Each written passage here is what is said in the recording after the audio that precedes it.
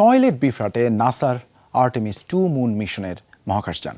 উৎক্ষেপণের পরপরও জ্যাম হয়ে যায় রকেটের মহাকাশযান ওরিয়ন ক্যাপসুলের শৌচাগারের ভ্যাকুয়াম ফ্যান। পৃথিবীর কক্ষপথে পৌঁছানোর সাথে সাথেই ধরা পড়ে এই যান্ত্রিক ত্রুটি। ওজনহীন পরিবেশ থেকে বর্জ্য টেনে নিয়ে এক জায়গায় জমা রাখার কাজে ব্যবহৃত এই ফ্যানটি ঠিক করতে কাজে লেগে গেছে মহাকাশচারী ও গ্রাউন্ড টিম। বিশেষ নকশায় ছোট্ট এই প্রক্ষালন কক্ষটি তৈরি করতে নাসার লেগেছে প্রায় $23 কোটি।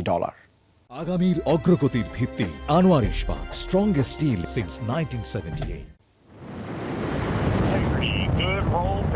চাঁদের পথে যাত্রা শুরু করতে না করতে বিব্রতকর এক বিপত্তির মুখে নাসার স্পেসক্রাফট ওরিয়ন। উৎক্ষেপণের পরপরই যান্ত্রিক ত্রুটির মুখে পড়েছে ওরিয়ন ক্যাপসুলের টয়লেট সিস্টেম।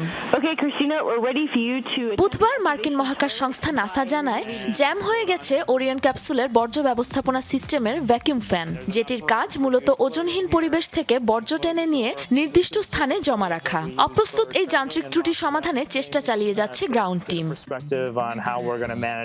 নাসার মুন মিশনে যাওয়া মহাকাশ যানগুলোর জায়গা সংকুলনের কারণে আলাদা শৌচাগারের ব্যবস্থা তৈরি করা ছিল বেশ কঠিন। এই প্রথম ব্যক্তিগত গোপনীয়তার কথা মাথায় রেখে দরজাসহ একটি আলাদা ছোট কক্ষের ব্যবস্থা করা হয় ওরিয়ন ক্যাপসুলে, যেটির আয়তনও একটি 2 সিটার গাড়ির সমান। টয়লেট সিটের নিচে রয়েছে ক্যানিস্টারের ব্যবস্থা। চাঁদের কক্ষপথ প্রদক্ষিণ, প্রয়োজনীয় ডাটা সংগ্রহের পাশাপাশি পুরো মিশনে পালা করে ক্যানিস্টারটি বদলানোর দায়িত্ব রয়েছে মহাকাশচারীদের ঘাড়ে। জমতে থাকা বর্জ্য মিশন শেষে পৃথিবীতে ফিরে আসবে প্রয়োজনীয় নমুনা ও মহাকাশচারীদের সাথেই।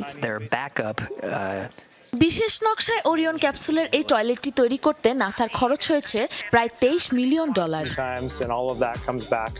সাবরিনা নুসরাত, যমুনা নিউজ।